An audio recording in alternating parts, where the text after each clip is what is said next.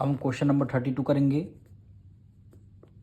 Equation आपको given है 2x² plus x minus 45। ये आपको इक्वेशन गिवन है, आपको इसमें फैक्टर्स निकालने हैं। तो आप करेंगे फर्स्ट टर्म और लास्ट टर्म की करनी है आपको मल्टीप्लाई, यानी 2 की मल्टीप्लाई 45 से करेंगे तो आंसर क्या आएगा 90। और यहाँ पे x² है तो आपने x² लगा दिया। जब मल्टीप्लाई करेंगे ये प्लस का है ये माइनस का है, तो प्लस माइनस क्या होता है माइनस, यानी ये वैल्यू आपने दोनों टर्म को मल्टीप्लाई किया ये वैल्यू। अब इसके आपको निकालने हैं फैक्टर्स। 2 से डिविजल करेंगे तो यहाँ पे आ जाएगा 45। फिर इसको हम किससे 3 1 3 3 5 15, 3 से डिविजल करेंगे 3 1 3 3 5 15। फिर हम 3 से डिविजल करेंगे 3 5 15।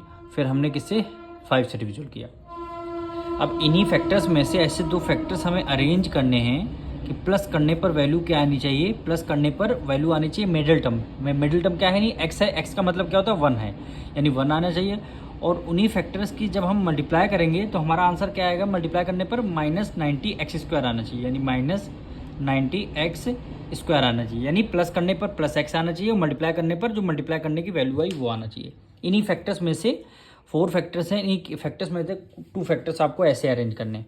तो आप देख लीजिए 5 की मल्टीप्लाई 2 से करेंगे क्या हो जाएगा, 5 2 10, तो हमने 10 को यहाँ पे रख लिया। और 3 3 जा क्या हो जाएगा 9, तो हमने 9 यहाँ है। अब 10 में 9 ऐड करेंगे 19 हो जाएगा। तो आपको क्या करना पड़ेगा, इसको 9 को लेना पड़ेगा माइनस में। अब प्लस माइनस क्या हो जाएगा, माइनस हो जाएगा। 10 में से 9 माइनस करें 1 आएगा। अब इसी तरह 10 की मल्टीप्लाई 10x होगा यहाँ पे और -9x, प्लस माइनस माइनस 10 की मल्टीप्लाई 9 से करेंगे 90 आ गया, यानी दोनों कंडीशन हमारी सेटिस्फाई कर रही हैं। अब हमें क्या करना क्या है, मिडिल टर्म को हमको स्प्लिट करना था। तो फर्स्ट टर्म और लास्ट टर्म के आपको सेम एज इट इज़ आपको राइट डाउन कर लेना है। ये जैसे 2x² और लास्ट टर्म में क्या आ गया 45 आ गया, ये आपने कर लिया। और मिडिल टर्म को क्या करना रहता है, स्प्लिट करना रहता है। तो देखिए यहाँ पे 10x है तो प्लस 10x लिख लीजिए, माइनस 9x है तो आपने 9x को यहाँ पे लिख लीजिए।